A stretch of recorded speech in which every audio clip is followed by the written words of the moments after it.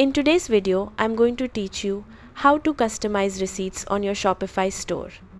Customizing your receipts is a great way to make your brand look more professional and create a better experience for your customers. So let's get started.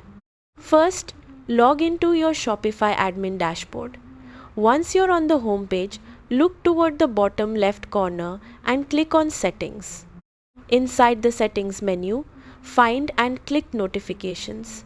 This section controls all the emails and customer messages sent from your store. Now, scroll down until you reach Customer Notifications. Here you'll see different types of emails including order confirmations, shipping updates, and abandoned checkout emails. To customize your receipts, click on Order Confirmation. This is the email customers receive after placing an order on your store. Once the template opens, click Edit Code if you want to fully customize the layout and wording. Here, you can change the text colors, formatting, and even add your own branding elements like your business name, social links, or a thank you message. If you prefer a simpler approach, you can also edit the text directly without touching the code.